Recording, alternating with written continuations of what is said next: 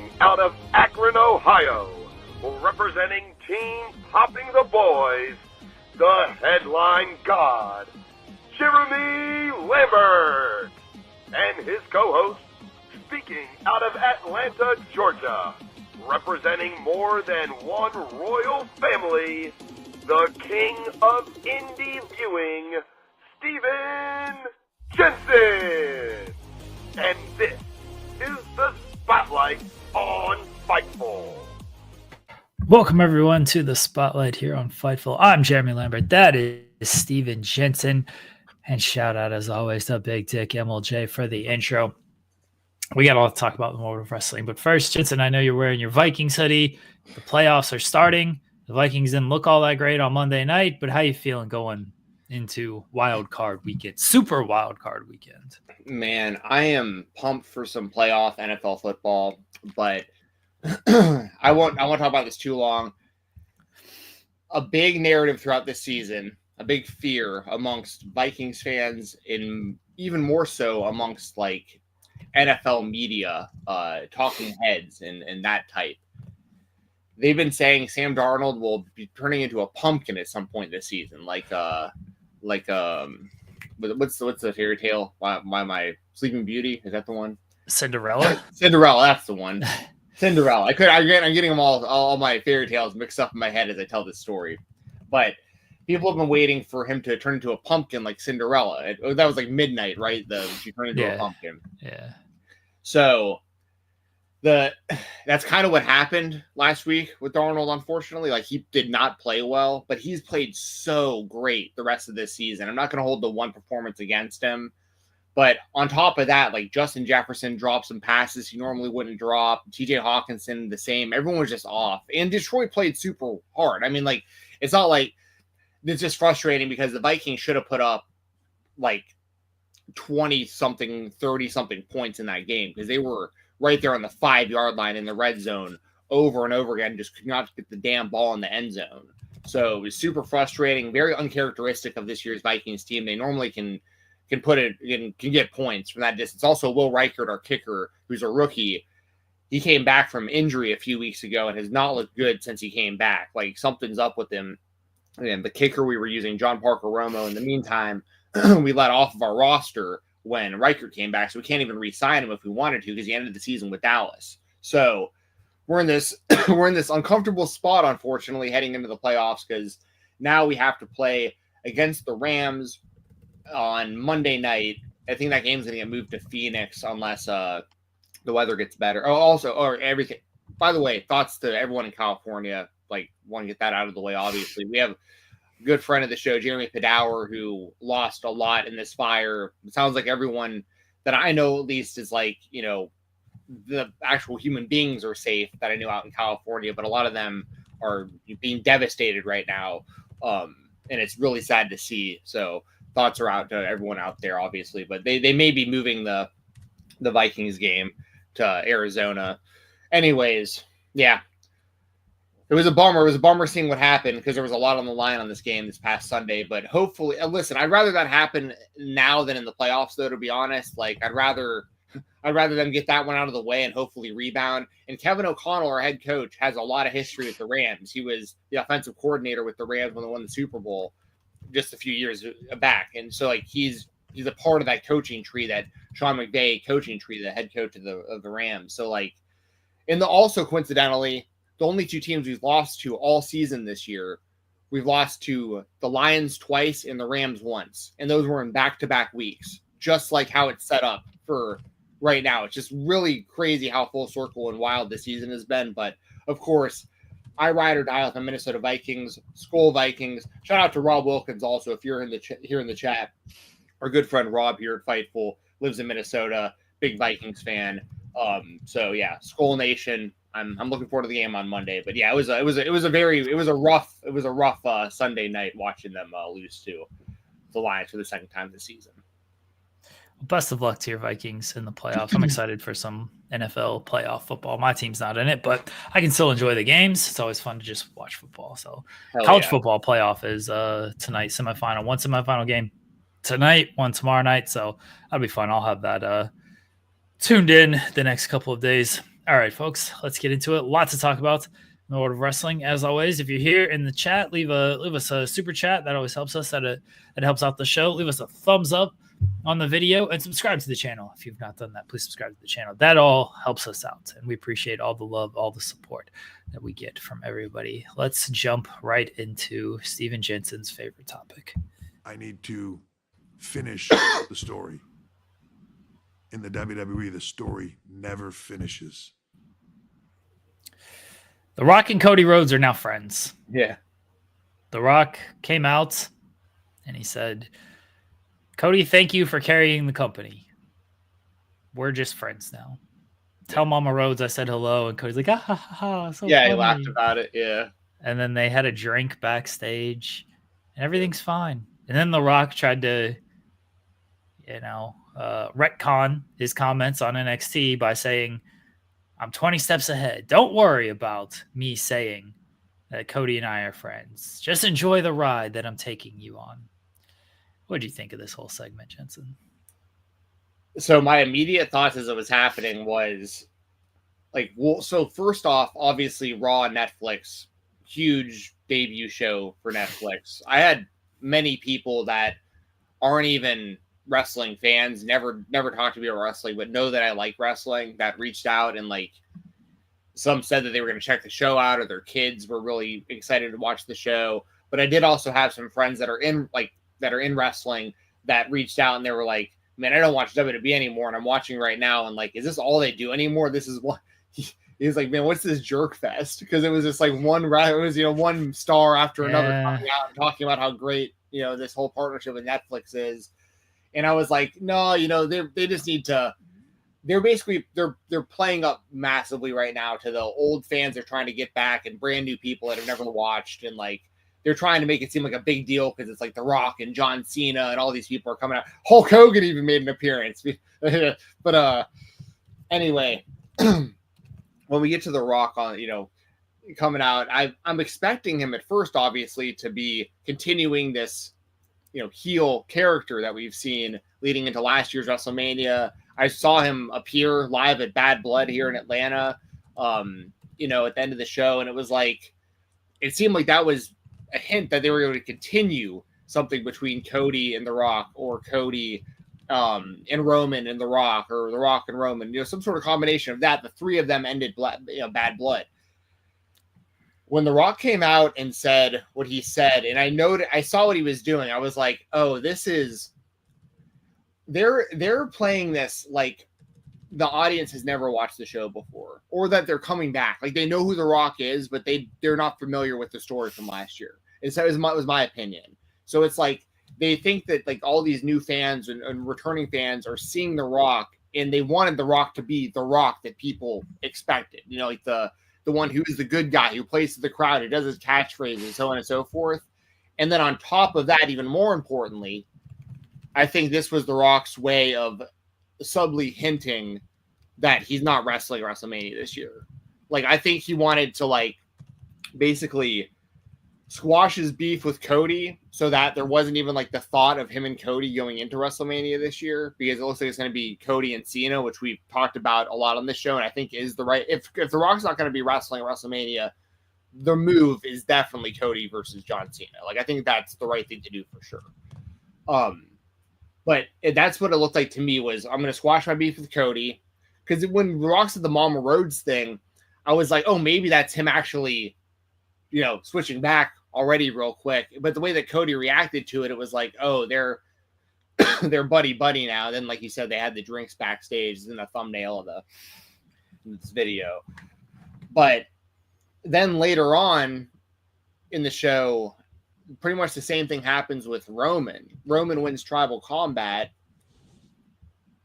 and then The Rock comes out and he hands off the Ulafala.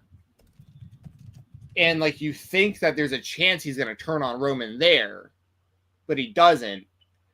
But that to me was planting seeds of I'm not going to be at WrestleMania this year. I want everyone to think everything's good between me and Roman, but that's going to be the next time we see The Rock wrestle, is going to be The Rock versus Roman. It won't be The Rock versus Cody. They might do Rock versus Cody at some point in the future, but remember there was like that whole thing about The Rock giving Cody a gift that nobody ever knew what it was. Everyone assumed it was that watch, but they never really like actually like. There's a lot of meat on the bone there still. The People's title versus the WWE Championship, all this stuff that like I feel like they're not gonna never come back to. But like, if given the opportunity right now for The Rock to wrestle next year WrestleMania, for instance, I think they'll do The Rock versus Roman now.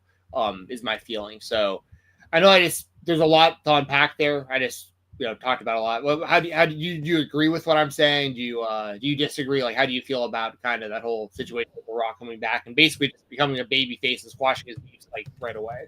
I thought it sucked. I thought it was stupid. Yeah, I mean, I agree. Like, I mean, I just kind of explained everything that happened, but I also like didn't actually say like I would have liked him to stay a heel because I thought the heel character was great last year and following into Bad Blood and everything. I thought it was stupid also.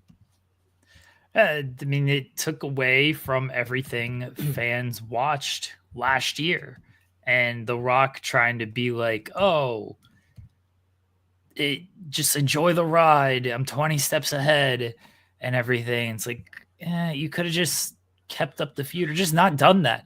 I would make Cody look dumb, just sitting front row and laughing like, "Ha ha ha! This guy who whipped my ass and took shots at my mom. Oh, this is so funny now." Like, I thought the whole thing just was dumb. That's fair.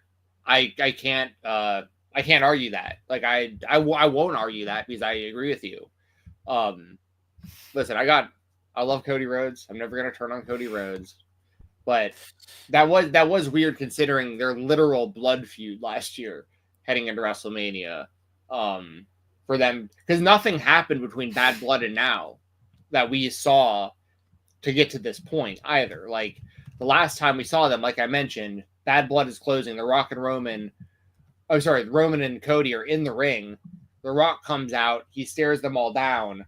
Cody's got the championship in his hand. He just helped Roman, and it's like we didn't. And the next time we see The Rock, he's like, "Yeah, me and Cody, it's all good. All right, Roman, you're the tribal chief." It's like nothing. We didn't see it. Like, had anything happened to get to that point, maybe it makes a little more sense. But this was like, it was jarring because it was completely out of nowhere. Like, because you're also kind of thinking when he comes out and he starts pandering to the crowd that he's going to slowly like morph back into the heel character. You know what I mean? Like, get the crowd riled up on Netflix and then, start cutting everyone down, talking about how. I think that's Jensen. Is this? Oh, did I? Am I? Who's frozen right now? That was mine. Go ahead. Okay. Sorry. But yeah, I mean, we agree. It's weird, and I honestly didn't watch NXT, but I got a gist of like kind of what he did there. But it sounds I definitely think he did what he did on Monday to basically say he's not wrestling at WrestleMania. But if that's the case, then do something different. I don't know. Just don't do that. Maybe he couldn't get physical because of what they're currently filming and everything. And maybe they didn't want to tease, they didn't want to continue a story because if they can't deliver at it on WrestleMania, what's the point of trying to continue on with it? It felt like they could have just done a little something different than, hey, we're just friends now. You don't have to go full bore of like trying to set up this match. Honestly, the stuff with Roman would have been fine. Like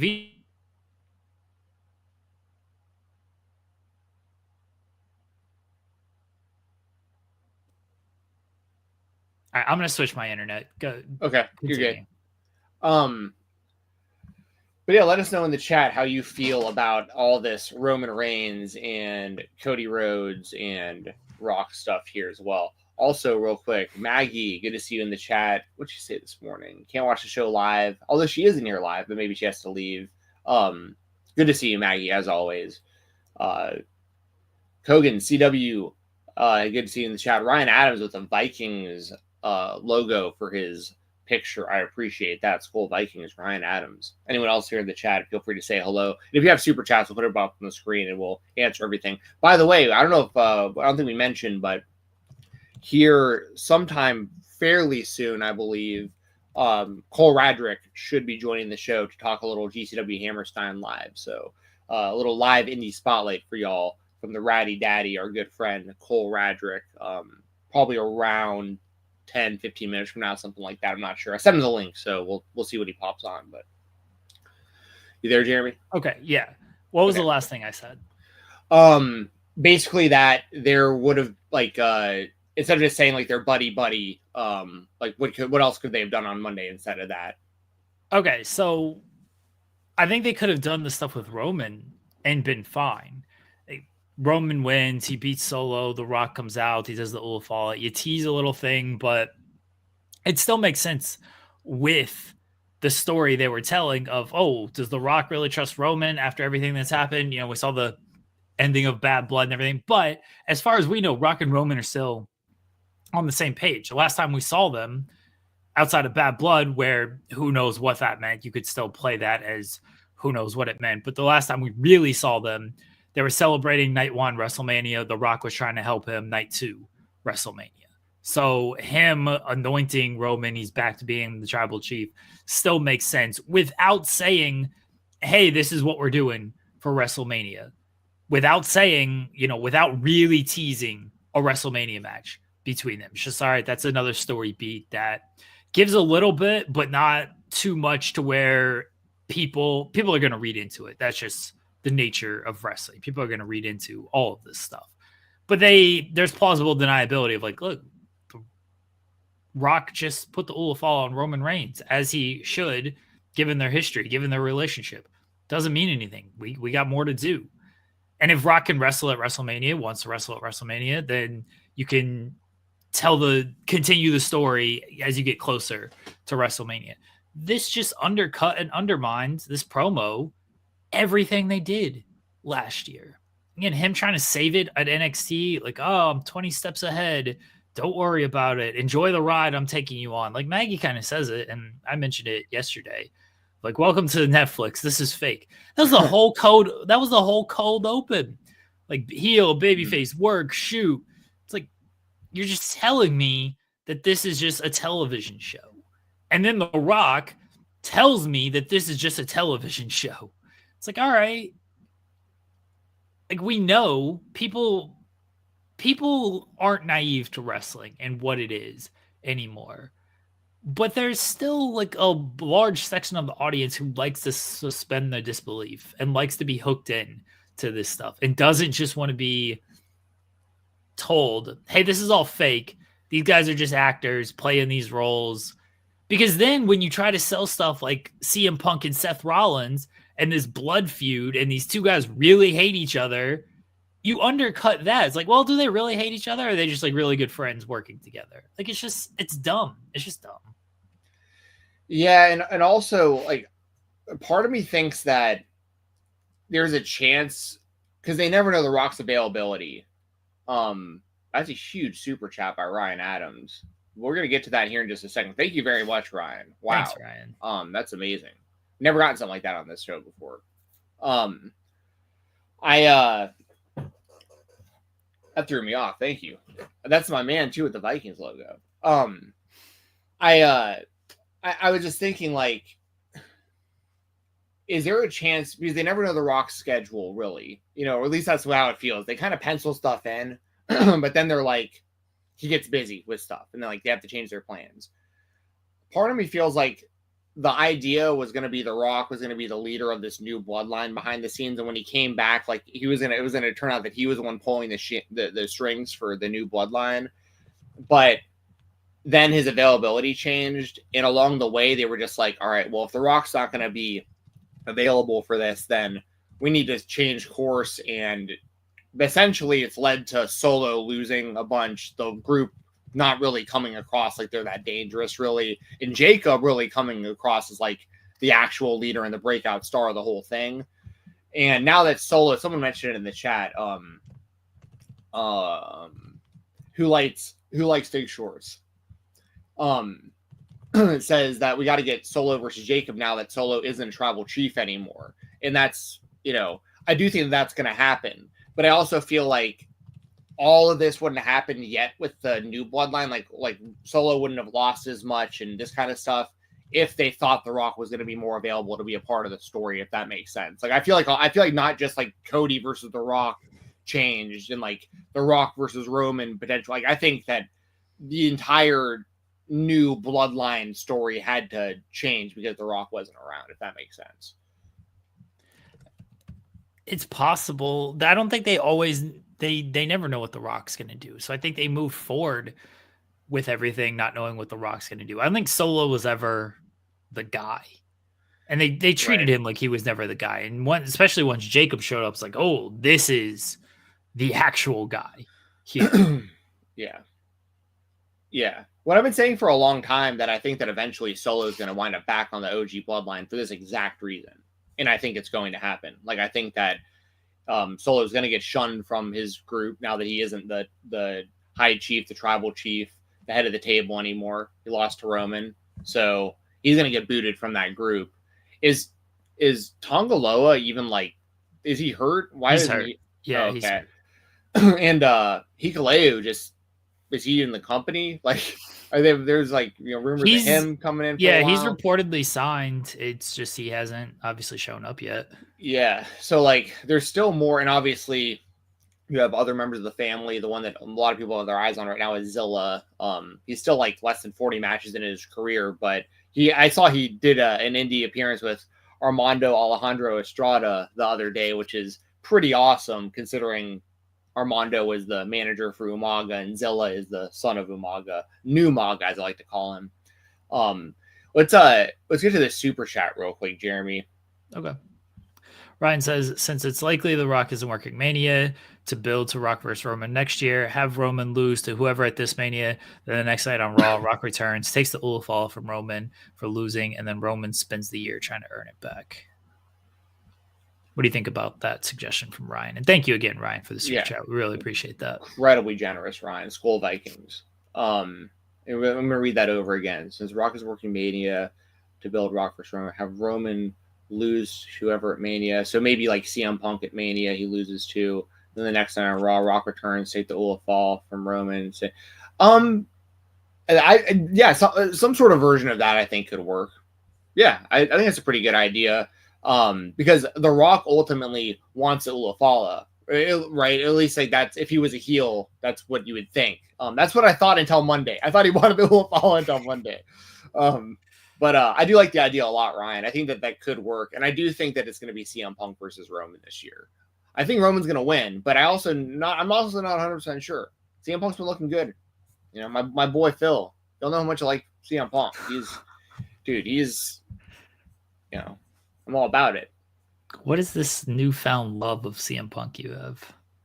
I've always liked Phil. You kidding me? Okay. What if he beats Cody? He should beat Cody. Don't even fucking talk like that, Jeremy. Never. You love him. You just said you love him. No, it's all good, man. I'm just a chill guy. Just a chill CM Punk fan. You just said you love CM Punk. Yeah. Pepsi Phil, baby. Yeah. Have you ever seen the show The In-Betweeners? I don't watch television. No. Oh, it's an older show now. It's like a British show. These teenage kids. Anyway, you would get the joke. One of them calls their teacher Phil once, and it always reminds me of CM Punk because the teacher gets so offended that they use his real name. And I feel like if anyone ever walked up to CM Punk and was like, "Oh my God, hey Phil," he'd be like, "Don't you dare call me that. You don't know me like that. You don't call me Phil." Eddie Kingston calls him Philip, and it's the funniest thing ever. Eddie Kingston plays by a completely different set of rules than everybody else, and I love it. Eddie, I hope he's back soon. I don't know what's I know he's been injured, obviously, but I don't know what his timeline looks like. But man, it's not till April or May, apparently, or reportedly. So it's a while still. Maggie, are you talking about me? Is my booze sick? You're coughing? I can't. It's cold. It's cold, and I cough in the morning. I get really bad. Like I always feel like I have really bad allergies when I wake up in the morning. It gets better like through the afternoon and the night, but the morning time just kills me sometimes. So I'm not sick. I'm just the weather's been nuts. It's cold. Yeah. Thanks for being concerned, Maggie. Though appreciate you. Yeah. So what else we got? We want to talk more about The Rock, or we want to go to another WWE spotlight? I mean, we can go to Rollins. We kind of transitioned into Punk talk anyway. That was good. Yeah. I didn't even notice. It was such a good transition. I didn't even notice it happened. You praising CM Punk? Yeah, he's great, man. Yeah. I love me some CM Punk. What'd you think of this match and him winning? I thought this was a Maggie still bring me soup. Yeah, I thought the match was really good. Oh, it was really good. I mean, it was kind of strange seeing Seth Rollins hit like multiple go to sleeps on Punk. But no, it was a really good match. I thought Punk winning, I'm fine with, because I mean, personally, I would prefer it if Rollins did, just because, for the same reasons as McIntyre. And of course, I felt like Punk would eventually win the feud anyway. But I also feel like this was a WrestleMania match. They were going to do Rollins versus Punk at WrestleMania, but then they moved it up to Netflix, especially once they realized they could do CM Punk and Roman and make it make sense with the Paul Heyman favor and tie-in and all that stuff. So I'm hoping that's what because the last thing I want to happen is Rollins to get lost in the mix after all he's done and how important he's been to the show and stuff. So, but I thought the actual match was really good. How did you feel about it? It was a good match. I wasn't surprised Punk won, especially after the report of Punk and Roman for WrestleMania. It seems to be the plan or a plan that they're going with. I didn't think Punk was going to lose this match if the plan was Punk and Roman, because obviously they want Punk to look good going into that. Roman's always going to look good going into that. I think if that's the plan, you got to get a title onto it, unless it's going to headline night one without a title, which I think could happen. It could headline night one without a title. It can't headline night two without a title. No, night two will be Kody. Oh yeah. Night two won't be Kody if it's Punk and Roman for a title. If it's Cena versus Kody for the title, night two. That's for night the title. One. No, that's night one.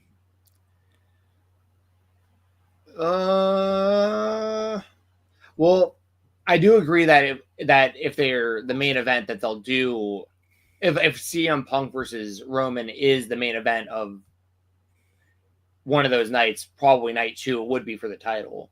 But I think that I think it's non-title those two night one, unless Gunther. I mean, the other intangible is Gunther, because Gunther has the world title, and I feel like he's not going to be the world champion going into WrestleMania because I think he's wrestling Goldberg. Okay. And I don't think they're going to do Goldberg versus Gunther for the title. Although they might. I mean, it's possible. I just don't think it's smart to keep having every time like we see Goldberg, he wrestles for a championship, which is just makes no sense at this point. But I think that's Gunther's WrestleMania match. So I think it'll be Goldberg. If it's for the title, then Goldberg's going to lose his last match. Well, who knows, dude? We all thought he was going to lose to the Fiend. Saw how that went. That's what I'm saying. Like, I feel like Goldberg's going to win his last match. That's why I'm not sold on him facing Gunther, because I feel like he's going to win, and he shouldn't. I think if it's Gunther though, like him losing to Gunther, I think is fine for everybody involved. It's fine for everybody involved until Goldberg's like, I'm not losing my last match. But who's saying that that's for sure what's happening, though? He's lost plenty of times since he's been back to the WWE. He's won more than he's lost, but he's still lost.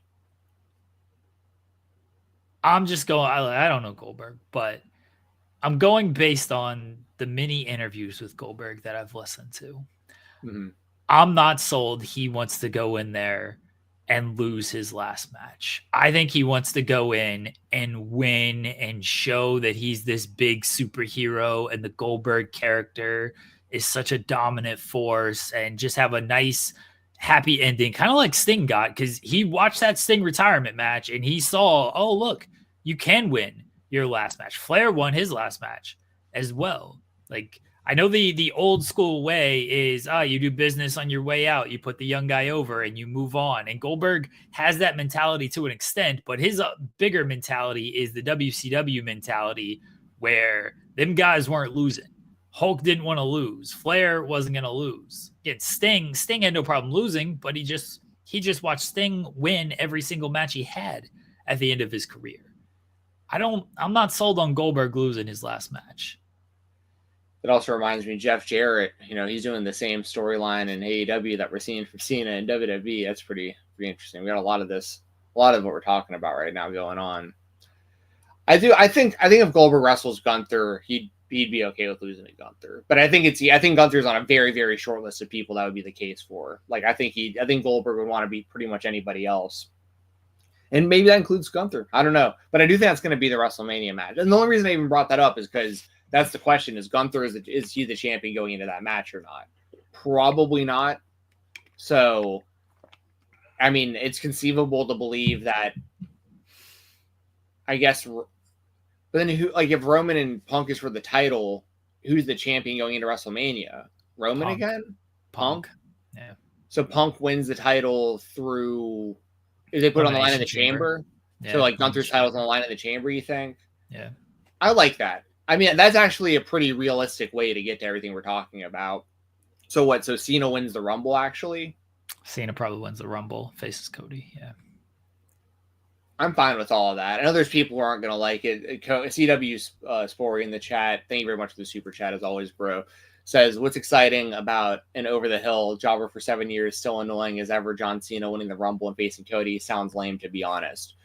I mean, you're probably not alone with that, but I think, unfortunately for you, I do think that the opposite feeling is going to massively outweigh that, because the kid audience that now loves Cody and might have gotten the tail end of Cena, and the C Nation who wants to see him win that number 17 and everything, like, there's going to be a lot of support for a Cody versus Cena match, as long as they heat Cena up enough heading into WrestleMania, which is what it sounds like they're going to do. I didn't like the promo on Monday because he was way too like, I'm not good. Like, I haven't won in forever. And you're just like, I know that, but like the current audience doesn't. Good. You know what I mean? Huh? No, but good. Acknowledge that. It was much better than The Rock ignoring everything. Like, at least Cena came out there and is like, look, I haven't won a singles match. And he won the 6-man last year that everybody forgot about. But it's like, I haven't won a singles match in who knows how long. Like, maybe I have lost this step. Everything good. Like, don't pretend like you have been winning and you are Super Cena anymore. I thought the promo was fine. At least it played off of what we've been watching for the past few years, and not just, hey, I'm still the same John Cena, and this is my last year, and we're going to make the best of it, and I'm going to reclaim everything that I've lost, and I'm going to get back to the top. Like, he acknowledged, like, I don't know if I'm going to get back to the top. I haven't won in a while, but you know what? I got the Royal Rumble. All I got to do is win the Rumble, and then I get my title shot. That was a good promo. Well, one of the things he should do is he should immediately wrestle Cole Radrick. I'll talk about that guy in a second. But he should wrestle Austin Theory and just squash him immediately. I mean, like, just a match, just rewrite that WrestleMania match like it never happened, and move on. All right, let's. I'm gonna do an intro here, and we'll bring on our guest. All right, sound good, Jeremy? Yeah. All right, everybody, joining us live right now is our good friend. He is the Ratty Daddy. He is the king of Wreck Shit Mountain. He's one half of the Garbage Daddies who are challenging for the GCW Tag Team Championships at the People vs. GCW, January 19th, Hammerstein Ballroom. Our guest today is the returning and live Cole Radrick. And what's up, Stephen? Cole. Hey, Hey, Jeremy. buddy. How are you? What's up, Jeremy? How are you, sir? Hey. Steven, Hey. what's up, brother? It's been forever, it feels like. I know, man. I've missed you. I wasn't able to make it to center stage. Yeah, I got the flu that week. It was terrible. And I was like, the last thing I want to do is show up and start interviewing wrestlers and they give everyone the flu right before Hammerstein. So I just wound up staying home. But no, it's all good, man. Missed you though, for sure. yeah, Glad to be back on. Glad to see the boys. Absolutely, man. Well, let's get into it, man. We got some big stuff coming up. As I mentioned, GCW Hammerstein, January 19th. you and Alec Price, the Garbage Daddies, around the time that you guys started teaming together, I remember y'all getting a shot at VIF. It must have been like right around the time VIF won the tag titles at Center Stage a year ago. And you guys came up short, but it was right after your match with East West Express, right before Nick Wayne went off to AEW. Yeah, it was in Indianapolis. Yes, exactly. Yes, good call. And you guys lost that match. I remember because it was in Indy and it was your hometown. But it was also around the time that you and Alec had started on a consistent basis teaming in GCW. In more recent memory, you guys had a match where you have to clarify this for me. I'm glad you're here. Do you guys call your finisher the garbage disposal or the trash compactor? Garbage disposal. Okay, I've heard it called both. Okay, trash compactor was Duke Drosy. No, I know it was Jeremy, but I've heard it called that. If you need a visual like a seeing thing, I'm sure Jeremy would love if I picked him up on my shoulders. Alec just found a little ledge just high enough, and I'm just saying, there's terrible. A table underneath. Hey, there's a table to break your fall, dude. Something's gonna break. It's not gonna be my fall. That sounds awful. It's something of yours is gonna break. Yeah, I know. So it's called the garbage disposal. So y'all hit the garbage disposal. This was just like a couple months back, and y'all had VIF dead to rights, like on the mat. Yeah, and the ref was down. You guys got screwed out of that one. VIF has found a lot of ways recently to, they're great in-ring wrestlers. Y'all know I love Dominic Green and Kevin Koo, but they've been finding ways to get the win no matter what at the end of these matches for over a year now with these titles. And so you guys came up short, but you had the visual pin on them very recently. So this leads to Hammerstein. Give me your thoughts, man, on like how big this show is and the fact that you're in a massive tag team title match along with your brother Alec Price. Man, this show it's the GCW returning to Hammerstein. It's such a big deal because one, that's such a historic venue, especially for wrestling. And you think of the legendary shows and legendary matches that have taken place at the Hammerstein Ballroom.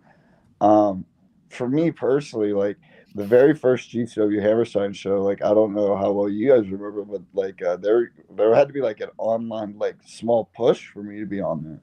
There was like I believe a Cole Radrick or like hashtag Book Ratty Daddy, all for Hammerstein, where I was already wrestling for GCW, but I wasn't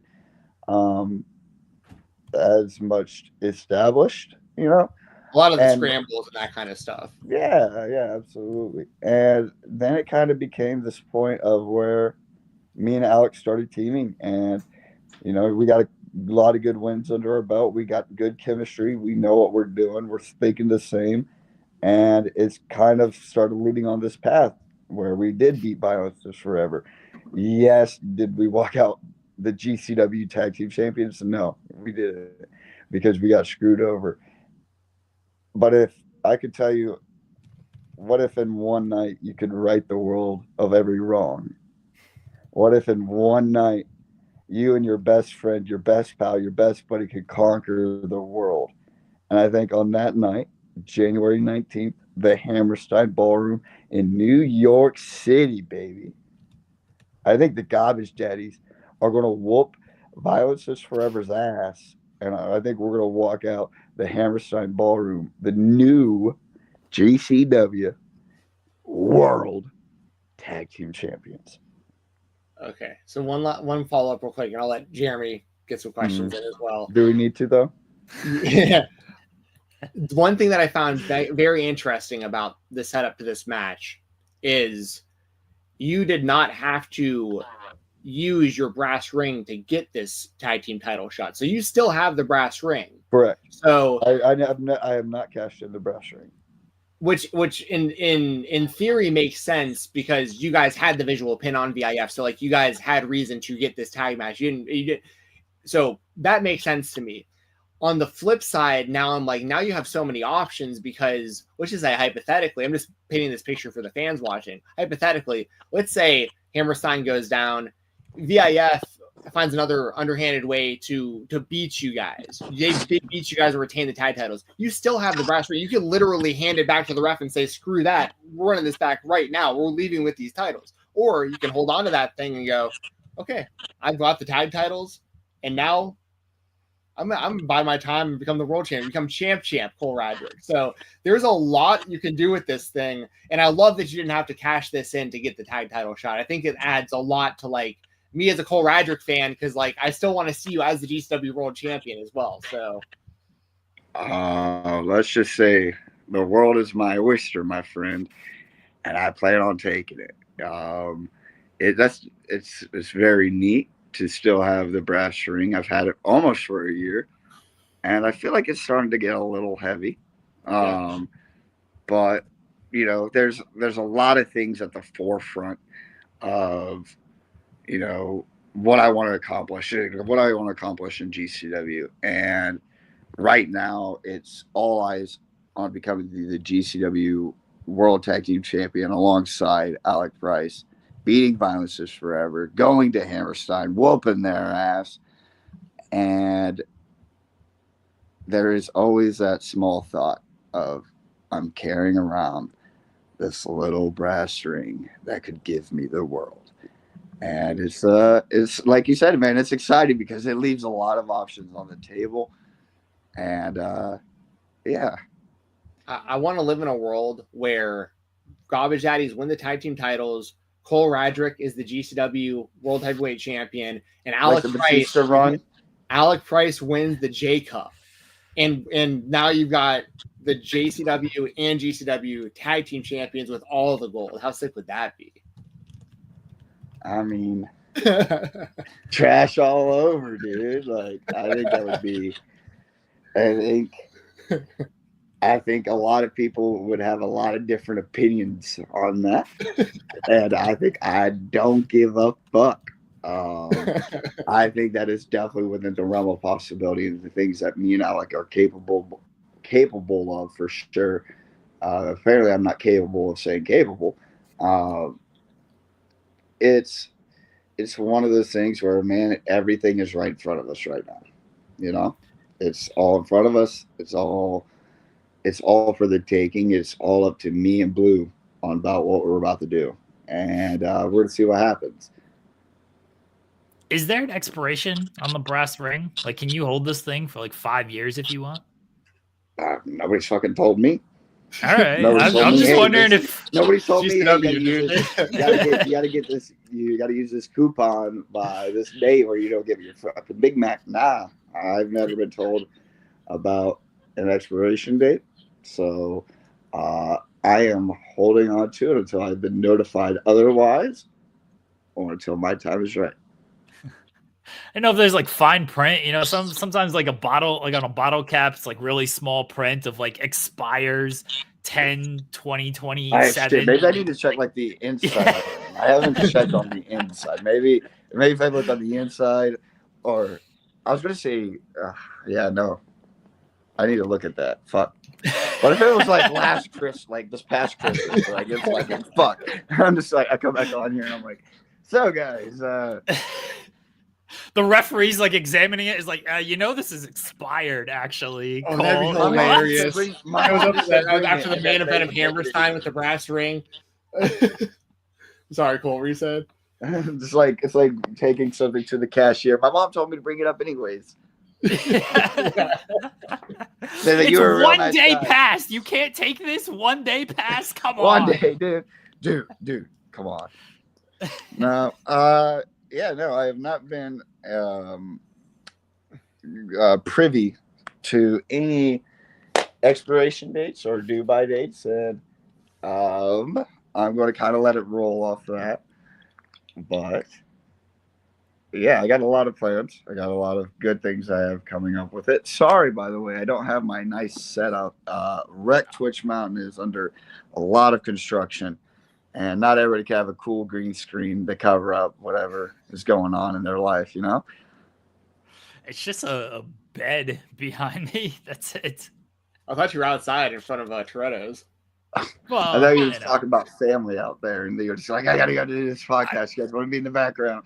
I live my life a quarter mile at a time. That's what I try to remind everybody. Is that what you can run at a time? I got a good 1/8 mile in me. Don't worry. That's it. No, I used to do 5Ks and 10Ks, but those days are behind me. My knees would say no. Now I just chase kids around. The kids want to play basketball the other day. I was destroying them, just dominating their asses. I was hitting them with the too small and everything, just taking them to the hole every single time. Just picturing like Billy Madison, like when he's like playing dodgeball with the kids outside and stuff. Yeah, like you. That's right.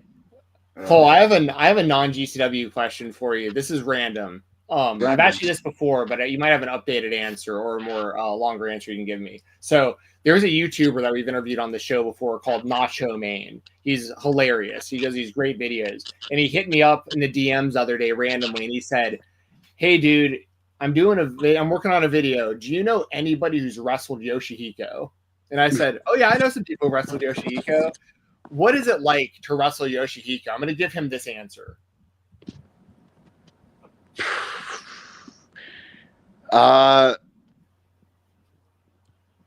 What angle are you wanting me to take from this? How stiff is Yoshihiko, bro? Okay, so whatever angle you want. I didn't know if I wanted to be respectful or be rude or just whatever. But you talk about somebody that just fucking kicks in your gosh darn teeth, that doesn't care, that doesn't ask about how your day was or how your body's feeling, that just comes in there and will open up a can of whoop ass. That's Yoshihiko. Tried and true competitor, wrestled all around the world, one of the best, pound for pound, multiple title wins.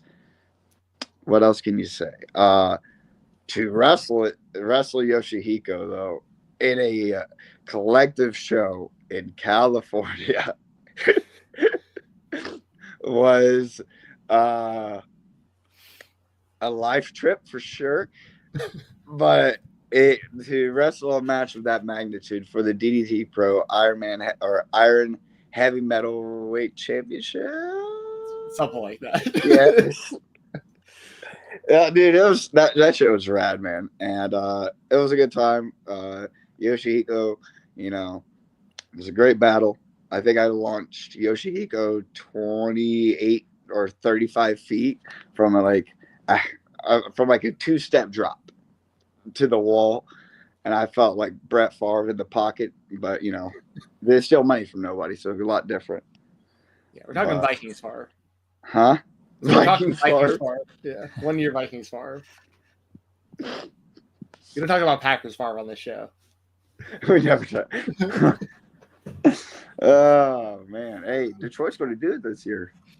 They're going to run the table. Oh man, we talked about that. They're going to run the table, and then you're going to give JJ McCarthy to the Indianapolis Colts for a third, and it's going to be really nice of you. Terrible. No, JJ McCarthy will probably be our starting quarterback beginning of next year, unless Darnold balls out the playoffs. He'd pretty much need to win the Super Bowl at this point after what happened. Listen, I love Sam Darnold. He has played. You tell me if Sam Darnold doesn't take you to the conference championship. It all depends on the money, because the whole thing is we're trying to do this by paying JJ nothing and building around him. And Kevin O'Connell, the quarterback whisperer, we're hoping that he can basically just do this with JJ McCarthy also. But it's going to come down to the money, because if Darnold gets wants $50 million, for instance, which he deserves at this point, but if he's willing to stay for 20 or 30 to stay on this team and not go back to seeing ghosts and a team that sucks, that's what it's all going to come down to. If he's willing to take less money to stay potentially. Or, it's very possible if Kevin O'Connell already has his mind made up and JJ McCarthy's his guy no matter what for, on the rookie contract. But that's a good problem to have for the Vikings, JJ McCarthy or Sam Darnold. So, but we saw about the playoffs. Last week was scary. So, anyway. Cole, I was going to ask you, moving away from football, and sorry if you can hear a cat screaming in the background. Oh, that's okay. What your theme? All My Friends Are Dead. How did you why'd you pick this song? Saw it in one of the Jackass movies when I was younger, and played it all the time when I was in middle school, high school, whatever. and it just naturally flowed over to me being my theme song one day. I mean, I had different theme songs when I first started out, but I would say I probably used All My Friends Are Dead for the first time. See, I'll be wrestling for 10 years this year, so I probably used it for the first time in 2016, 2017 as my theme song, and it's pretty much stuck with me since. That's a good song. Like I wasn't trying to set you up for a burial there. It's a good song. I really was going to set it up because my wife listens to it and she plays it, and I don't think she realized it was your theme song. So like I hear it in like a different room, and I'm like, "Are you trying to haunt me with like Cole Radrick's theme song?" She's like, "What?" She's like, "It's just a good song." It's like, I know it's Cole's theme song. Are you trying to like, you know, give me PTSD out here? Yeah. Like, oh Jesus, Cole gonna like just like burst into my house and put me through a table because his song is playing? There's So a yeah, good chance. I get kind of worried when I hear it from like a different room that you're just gonna But like appear. now I feel like I have to set that up. So if there is legitimately one time I'm like in your house. That sounds terrible. You're welcome over here anytime. If you're ever in the area, the Akron area, you're more than welcome to come over. But yeah, I get very afraid when I hear it that you're gonna burst in and beat me up. Nah, come on, man. Anything else, Jensen? We got stuff to do. I don't want to leave Cole hanging here. No, Cole, just one last message before you get out of here for yourself, for the Garbage Daddies, for the people that are going to be watching. The world will be watching. It's almost like it's like the redo for Hammerstein. Listen, I didn't dislike the first Hammerstein show. You although hated it. There's a soundbite of me in the literal video for the thing, reading someone else's super chat saying that the show was mid. That wasn't me saying that. That was me reading someone else saying that, but it's my voice saying it in the video for GCW. Anyways, way to go, Steven. Yeah, I know, right? but the world will be watching. And it's the people versus GCW. What's your message to the fans heading into Hammerstein, Cole? My message to the fans heading into Hammerstein is the world will be. Ooh. All right, my cat literally just ran up on my bed and knocked for itself out of the back of my hand. Like I'm holding like a top socket, so like I thought I had like a good grip, and she just said, "All right." My message to the fans at Hammerstein, or the people watching at home, or the people thinking that they don't want to watch, or the people that thinking that they do want to watch, and the people that don't know if they want to watch, I would say, what if one night two people could right the wrongs of the world? Me and Alec Price have wanted to be the GCW Tag Team Champions since we started teaming, since we started talking, since we started being friends. We had the chance to be Violence is Forever, and we did not walk out with the Tag Team Championships. Now, January 19th, the Garbage Daddies, Violence Forever, the two best tag teams in GCW right now, square off again. And I promise you there's going to be no hook, no crook, no nanny, no nothing that is going to stop me and Alec Price walking out as the new GCW World Tag Team Champions. I just know it. I feel it. I see it. I sense it. And it's going to happen. You haven't lost since coming back to GCW, have you? Well, that tag match with VIF that we're talking about. But yeah, I'm not like VIF. I'm not fully counting that. In singles matches, I am undefeated. I think in tags, I have lost. We have lost once. I'm not sure that's to true. VIF. Well, yeah, the VIF match, but that was shenanigans. In GCW, I'm undefeated in singles. I do know that, including a win over Cardona, straight up. That was Cardona, Guarini, Blake Christian. Yeah. I mean, a lot of W's. What do you think of Vanilla Baby? Ain't no change gonna. I don't know. I don't know the fucking song. I'm old. I know whips to change, but you can't tie me down. But you can whip your lovin' on me. No. I know the song. I know. Vanilla Baby. I choke you, but I ain't no killer, baby. I get love in Detroit like I'm Skilla, baby. Steven, she's 28, telling me she's just a baby. Yeah. Studio. Yeah. But like, I don't want you to think I'm taking it out on you. I love you. Yeah. I love you, buddy. All right. Love you, Cole. Love you, Cole. Good luck at Hammer. That's one of the greatest songs of all time. No, it isn't. I actually know that one. It comes on during my I know I was telling you like how Aaron Carter had like newer music that he didn't know existed. Yeah. Because I've have like this music playlist on YouTube. Like I'll just go on YouTube, I'll hit the button, and it usually starts with an Aaron Carter song just like by default. And after a few of those, it'll start like just playing random people, and somehow Jack Harlow like got into that playlist. So that song comes on almost every time I'm on a road trip now at some point. So I listen. That's like I watch that video every time it pops up. I've never seen the video. What? I just know the song. Yeah. It's so I'm not a Jack good. Harlow fan. I don't really like that guy. I don't like Jack Harlow either. I can't name you a single Jack Harlow song outside of that song, but I only know it because I have to watch that video every single time. It's such a good video. Blake Christian did an amazing job editing the video, and the song is just so catchy. I have to listen to it every single time. I thought you were talking about like the music video for the song. Oh, I thought you were talking about the music video. It's cool.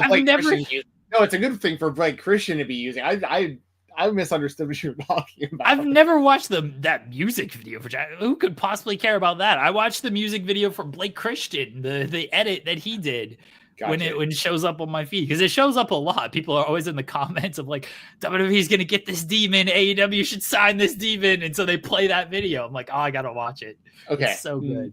Now I know what you're talking about, because he also started using that as his theme song recently. So as he should. It rules. Anyway. I'm super white pile driver finisher. I make no bones about that. He's not trying to hide that at all. I'm vanilla, baby. All right. Let's get into. All right, appreciate Cole Radrick joining us. Yes, thank you. Sorry that I scared him away with my musical talents. Over 1 million fans and a great number in the demo tuned in. And it was a great show, and I think it's been a run of great shows. Kenny Omega is back. He was back on AEW Dynamite last night, and he was going after Don Callis. He was saved by Will Ospreay. He's going to have his first match back in AEW next week against Brian Cage, but he was back in the ring this past weekend against Gabe Kidd at AEW New Japan Wrestle Dynasty. Having a great match. Just reminding the world why he might be the best wrestler on the planet. What'd you think of his return last night and his return to the ring, Jensen? Awesome return to the ring. Gabe Kidd also came across like a major star in that one, which was like a big point of the whole thing going down. I mean, like Kenny Omega wouldn't be wrestling Gabe Kidd if collectively a lot of people didn't expect Gabe Kidd to come out of it. Like, even though it was a loss for him, it was a win overall, big time for like his perception. So like that was all great. It was kind of confusing when Kenny came out last night talking about how he's like, I don't know if I'll be able to be like the same clean or that same guy that you're used to seeing. And it's like, we literally saw it like 3 days ago. Like, they're just assuming nobody watched that. They're like, we can't really promote this, even though we did run a video package to promote it, but nobody go watch that match because Chris Charlton just buries the company the entire time. Yeah, I saw that there was, I don't want to speculate on anything, but I saw like just a random YouTube video, like thumbnails when I was scrolling YouTube last night that had headlines about him maybe getting like reprimanded for that or something. But I don't know enough about it to talk about it. Oh, Fightful Select reported he's been suspended for 2 months. So there's your update. Oh, okay. Well, that's where I'm assuming that's where all the news came from to begin with then. Yeah. As is most of the case. Subscribe to Fightful Select. What is it, $6 now? Only $1 increase. I think it's $6 at the end of the month, or like $56 for the year. So that's a really good deal. $56 for the whole year. Yes. And for those of you who don't know, that's how people like myself get paid by Fightful, is like because people subscribe to Fightful Select, and that extra money is like how me and a lot of people that contribute to the site, like that's how we're able to get paid. So even though it's a $1 increase, that's only a $1 increase. It's a big help for everybody involved with the site. So please support over there. That's where my Fightful Select Weekender podcast is every weekend as well, covering the indies. But yeah, Kenny Omega looked great in his return. And last night I loved the promo. I didn't love the theme music. I wish he'd use something a little more like. I think he's gonna stick with it because it was done by like Final Fantasy people, and he's a big time gamer and into that whole genre. That was his theme for Wrestle Kingdom, and I think Wrestle Dynasty. Sorry, I think a lot of people wondered, oh, is it just going to be like a one off for Wrestle Dynasty? But it looks like that's the theme moving forward. Yeah, I think it's a little too like chill for me, but at the same time, like I understand why Kenny likes it and it makes sense with the video game tie-in and stuff. But that's my only critique at all of the return was like I wish his theme music was got me a little more like hyped up. But the actual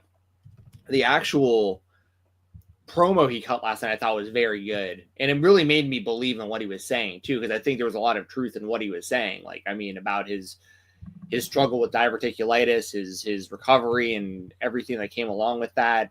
The thoughts in his head about like what his purpose in life even is if he can't do this, and how hard it was for him to even get back in the ring.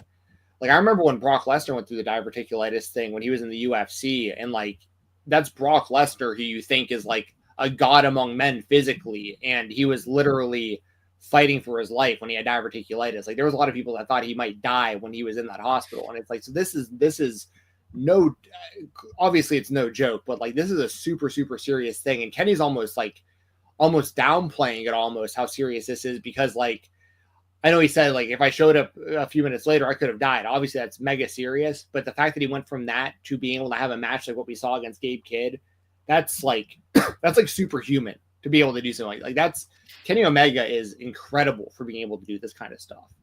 And it really made me believe in him even more when he was like, I'm not doing this anymore for money. I'm not doing this for fame, so on and so forth. Like he's doing this to prove to himself, and like this is his purpose. Like, and the fans of AEW are what keeps him going.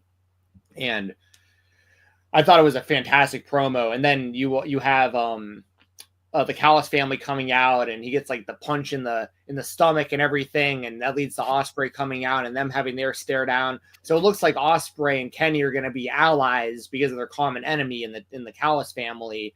So I'm interested in that going forward too. I think that's going to be cool because obviously Kenny and Ospreay have a history with one another.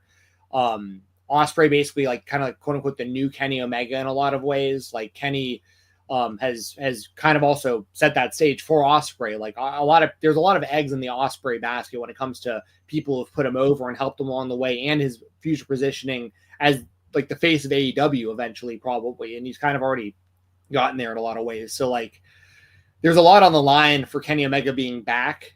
And obviously his health is number one, but if he's healthy and he's good to go and he can keep doing what we saw or even close to what he did in the Gabe Kidd match going forward on even like a somewhat consistent basis for AEW, I could see him right back up there in the world title mix. Like it's going to be an interesting conversation to have soon, I think, because the Death Rider stuff just isn't hitting. And the Darby Allin story, like that's the story still. And they continued out with Rampage with the attack and everything.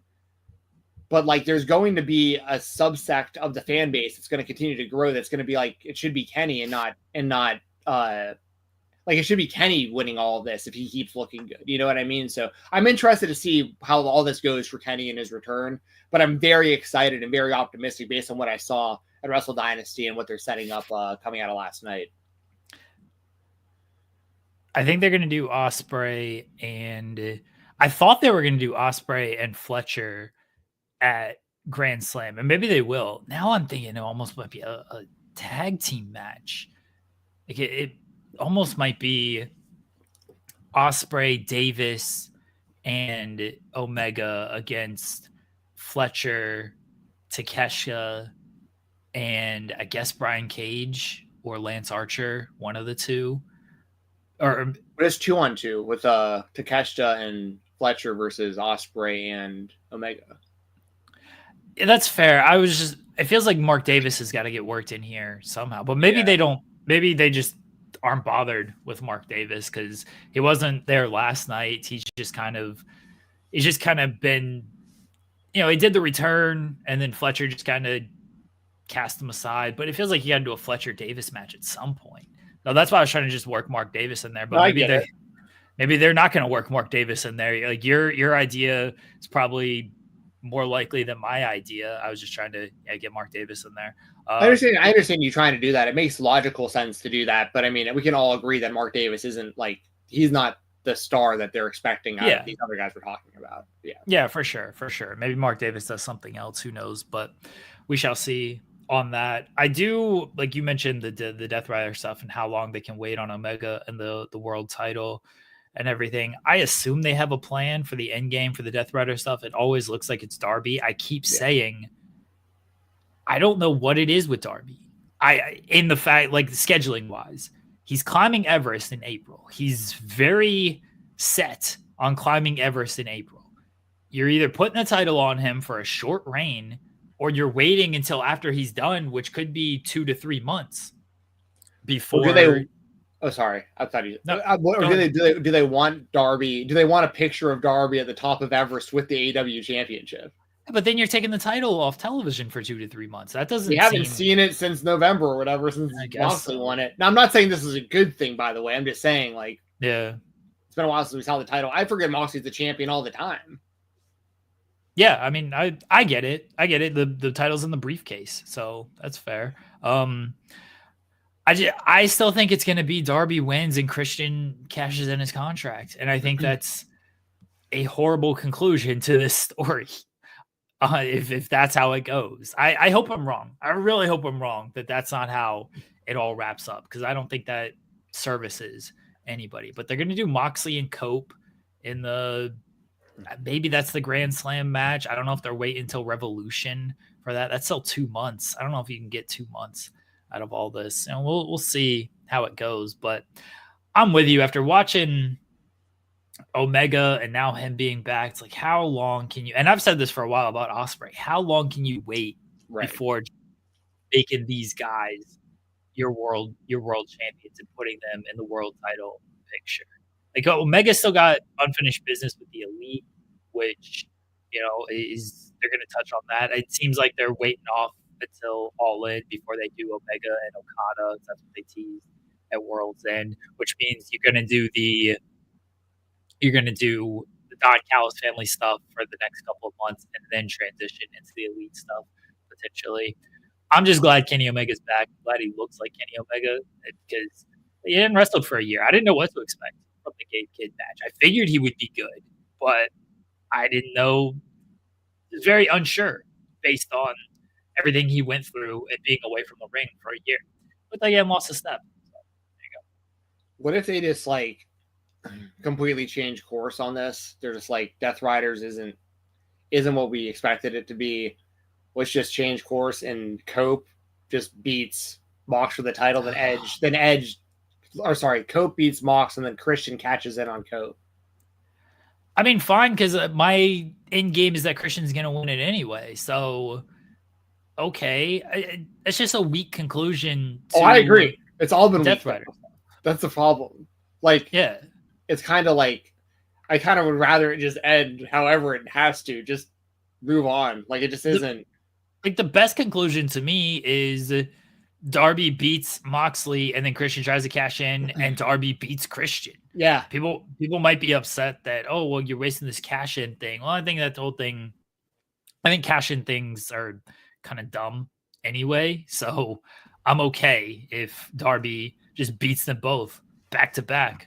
I think it makes, but again, how are you doing that if Darby's going to climb Everest? Are you just going to take the title off of TV for another 2 to 3 months? Or are you waiting until after he gets back to do all of this? Which I don't know if that makes sense either, because I don't know where the Death Rider stuff is going to be come May when Darby, or June when Darby may be back from Everest. No, I'm with you. That's a giant elephant in the room when it comes to Darby, is the whole, we know he's going to do this trip.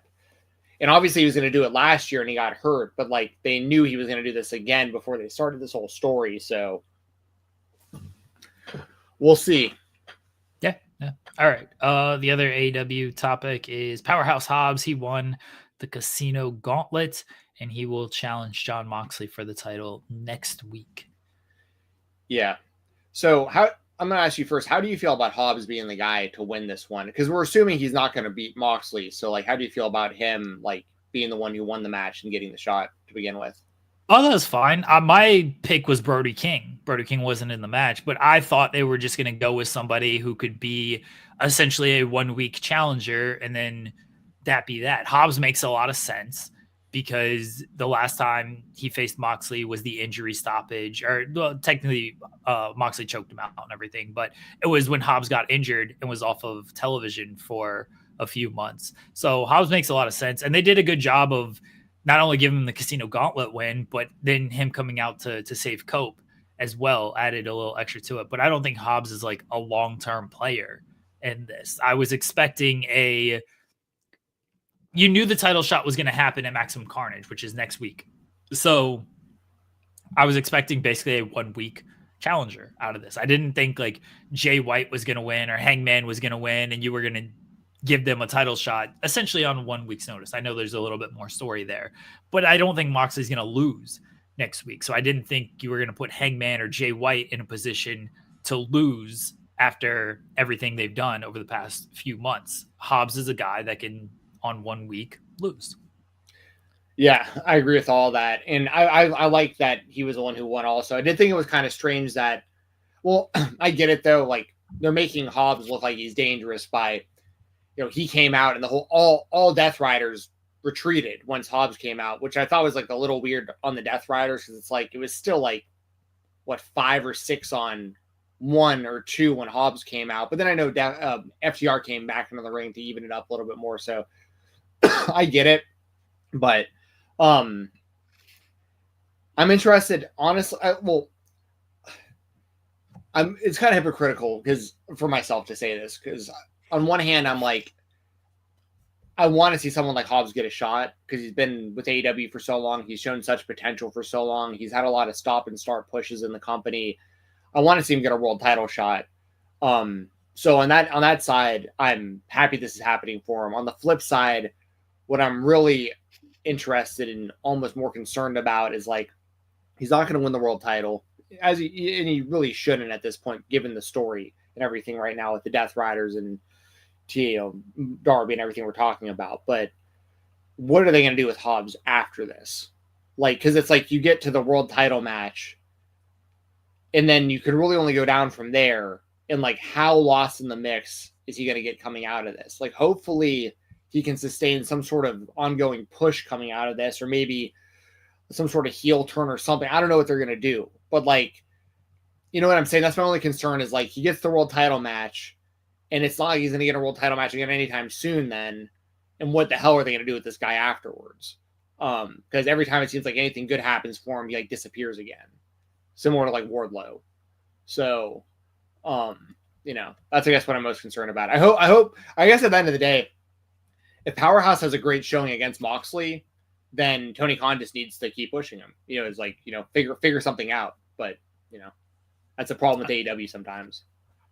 They got a lot of singles talent. Like they got so much singles talent that they can push. I mean, Hobbs was injured for the good chunk of last year, so it's not like AEW's fault that he wasn't featured throughout last year. And he had the match with Moxley, got injured, he's come back, and he's been regularly featured since coming back. So hopefully they continue to just have a spot for him. And they have so much talent that people get lost in the shuffle. People got to be part of the conglomeration, and then that's kind of that. Yeah, that's confusing too, because I think last night what happened that I was trying to remember. Oh, Kyle O'Reilly, I think he came out to the conglomeration music, but he's in the Undisputed Kingdom now, so that was a little confusing to me. Maybe I don't know. Is it pronounced Potate? King Potate. Says the look on Renee's face was priceless when he said that. I missed the one before. When he called Mox a bitch with Renee being on commentary.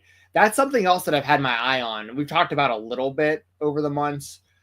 There's a lot of people. It happens a lot with Hangman Page specifically, but there's a lot of people talking a lot of shit about Jon Moxley directly to Jon Moxley's wife on the show.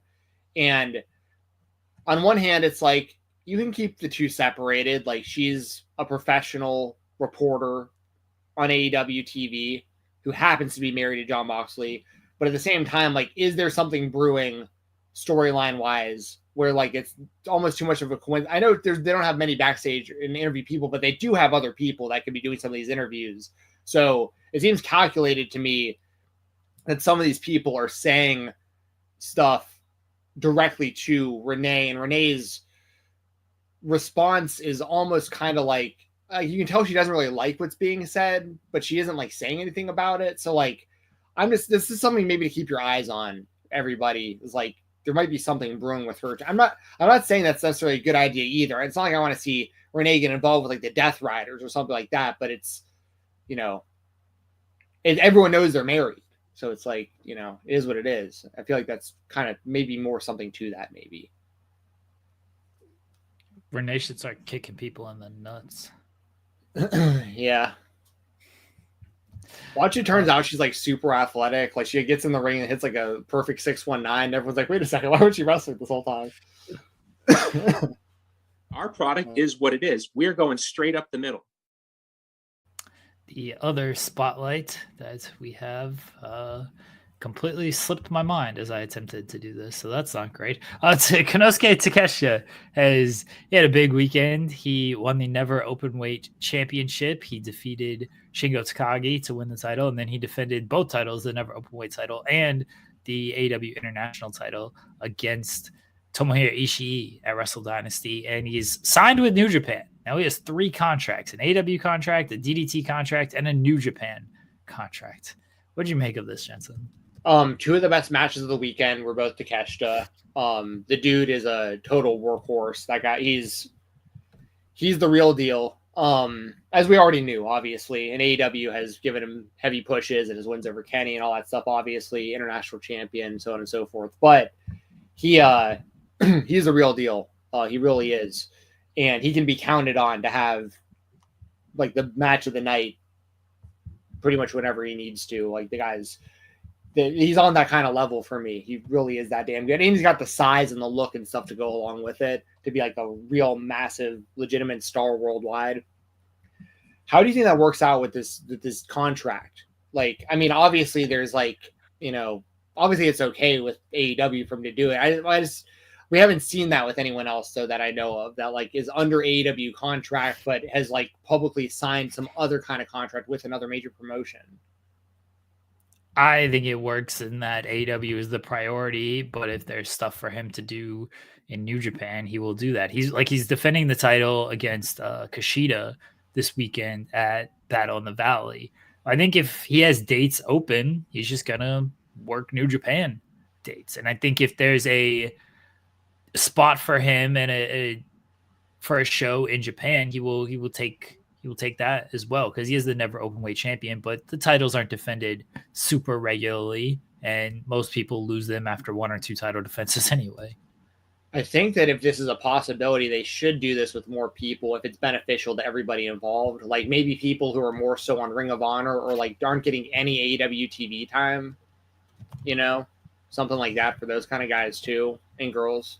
And New Japan has to focus on their people as well, though, because we don't have to talk about the Wrestle Kingdom main event, but their main event scene is kind of lacking right now. Yeah, that was actually what I was going to say next about that, is because like I don't think Shota Umino is the guy, at least not yet, like that they want him to be. I think Tsuji is Yota Tsuji. We're going to talk about that too.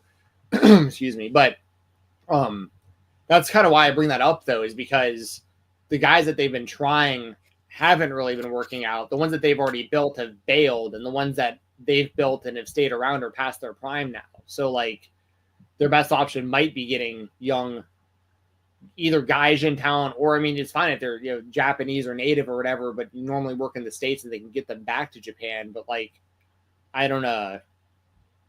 It's interesting. It's an interesting spot for New Japan to be in, because I think that they really felt like Shota was going to be their guy by now, but I don't think that's it's just not the perception. I just don't think that's it's happening.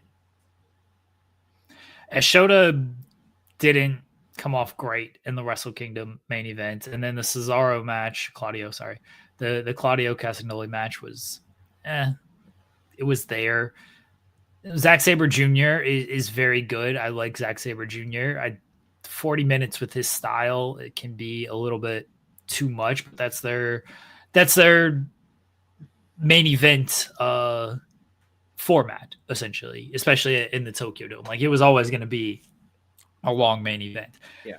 But obviously they need a local talent. Having a Gaijin talent on top works, but they still focus on, their top Japanese stars. Even when Kenny was on top, Tanahashi was still there. Okada was still there. Even when, AJ Styles was on top, Okada still right there. Same thing, Tanahashi as well. Yeah, Nakamura. So they still had, the Japanese talent there with the top Gaijin talent. Now Shota isn't that guy.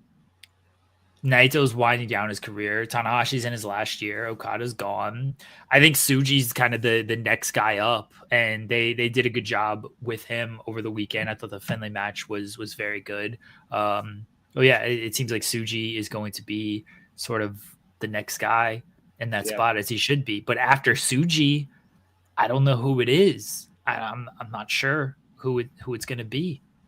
I honestly don't know. And to be fair, I don't follow New Japan closely enough now on a consistent basis to know who like the next people coming up would be. But I do think that Yota Tsuji is their next guy, like in the immediate future. Takeshita as well, for as often as they can get him.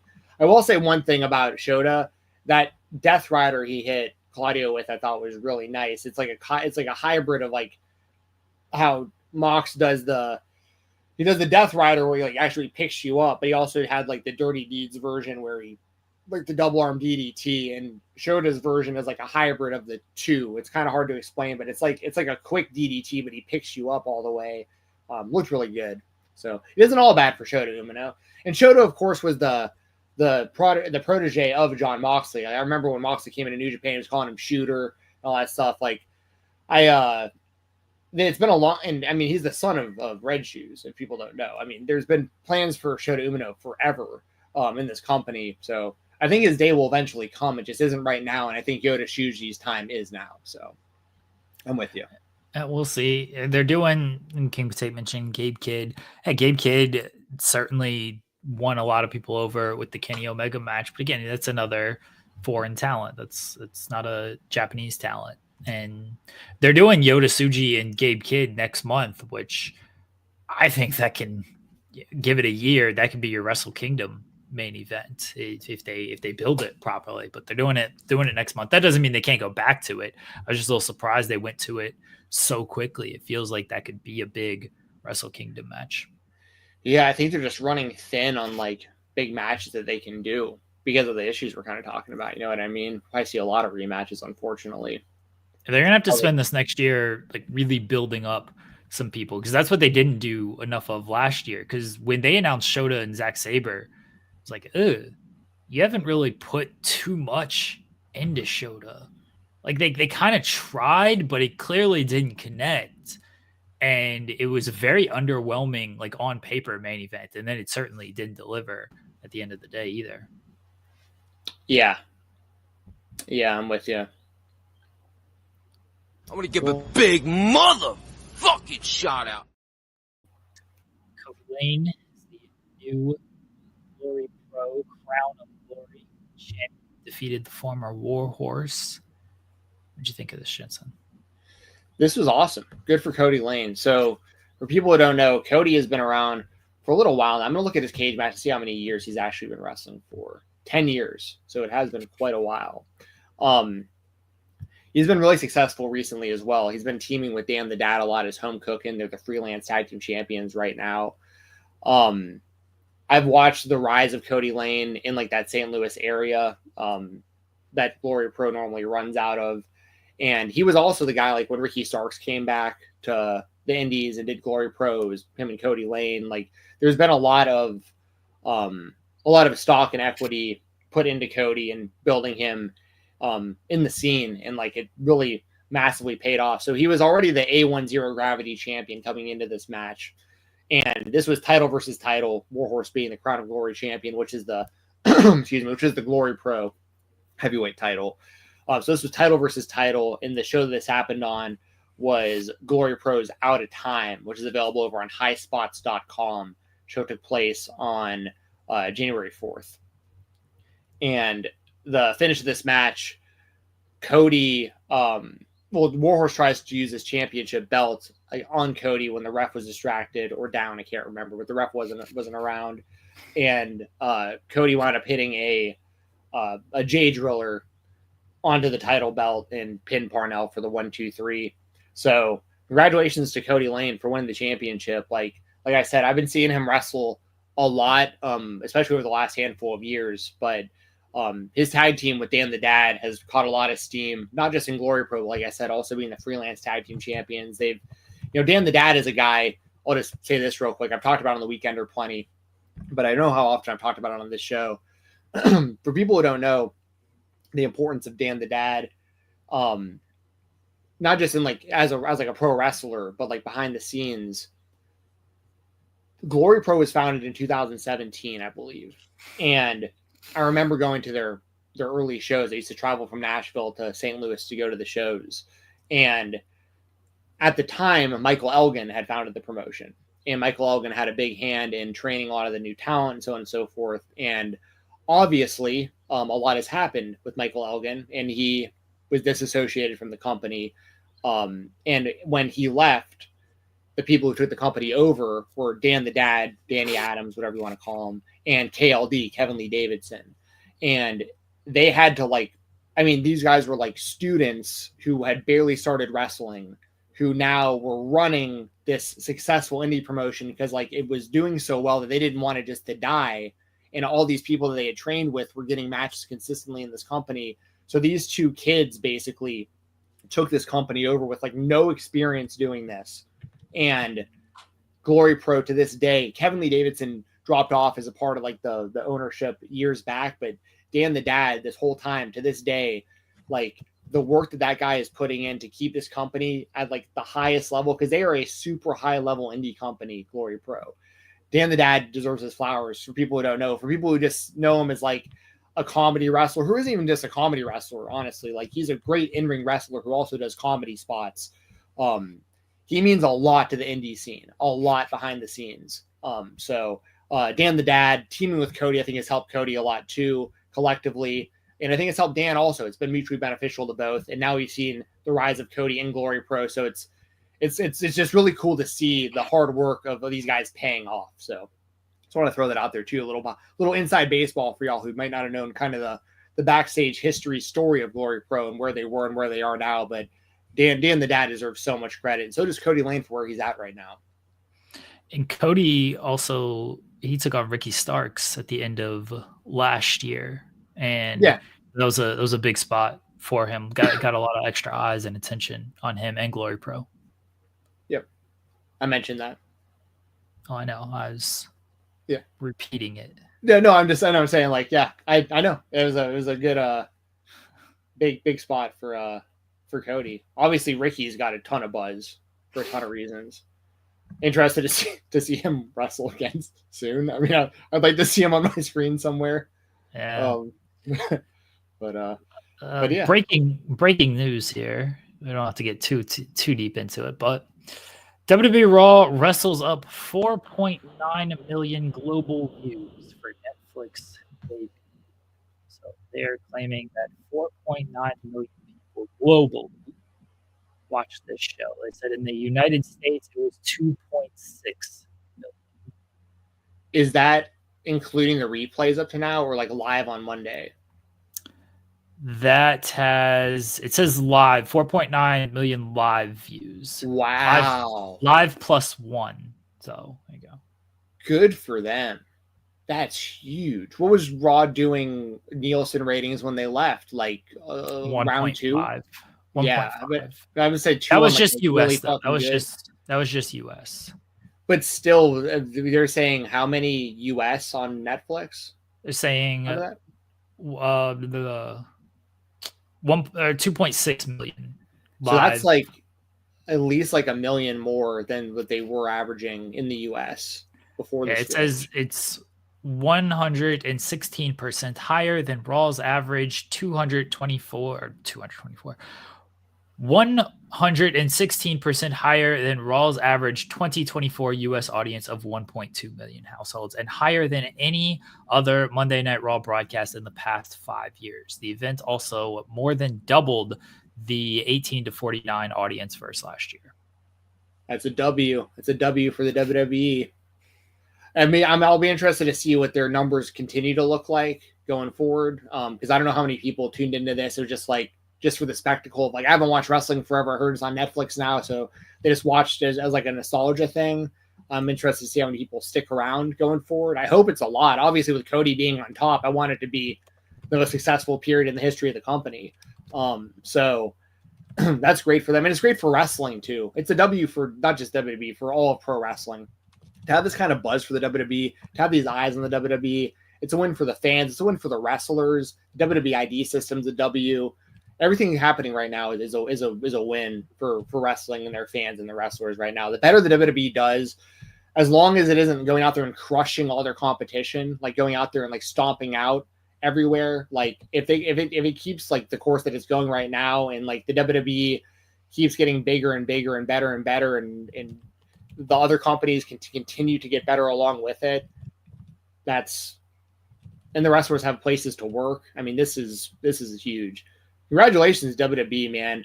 I knew that the Netflix thing would be a success, but like I can't imagine that anything else has done numbers like that outside of the Tyson Paul fight. I mean, the Tyson Paul fight was way more, but that was a one-time thing. NFL on Netflix. Oh, I forgot they did a Netflix game. Yeah, I've got to say, I doubt. Although my hero is Joey Chestnut, I doubt that the Chestnut Kobayashi thing did that many numbers. Let's see. I don't know if they. Actually, viewership. I don't remember if they put anything out. If that hit 1 million views, I will be so happy. If that hit 1 million. They're not. They didn't put any like big press release out there, so I don't see anything. Everything that I'm seeing is just a recap of the event, but there's no like press release on like how many viewers that it did. Gotcha. Well, I mean, I don't know. They may have outdrawn Jake Paul and Mike Tyson for all we know. Joey Chestnut and Kobayashi. But anyway, I got to clock in for the shoot job, y'all. There's no interview this week. Well, you saw the interview with Cole Radrick. It was live earlier. So yeah, I'm a dip out of here. Jeremy, if you want to send us home, thanks to Jeremy, thanks to the chat. Skull Vikings, thank you very much for the generous super chats today. We really, really appreciate that. And say a little prayer for me and my Vikings heading into Monday night against the Rams. We need to keep winning the playoffs, get to the Super Bowl here. So that's all I've got. Follow me on X at FightTalk _ use code FightTalk and IndependentWrestling.tv. Listen to The Weekender, FightfulSelect.com. Appreciate you as always, Jensen. Good luck to your Vikings this Monday.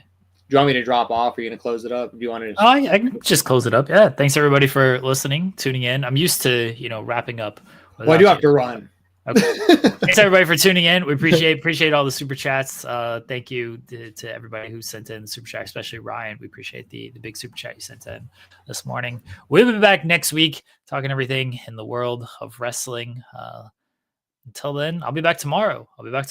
Within the Weeds, 10 a.m. Eastern, with Joel Pearl and Robin Maggie coexisting 3 p.m. Eastern right here on Fightful Overbooked. We'll talk to y'all then. Bye, everybody.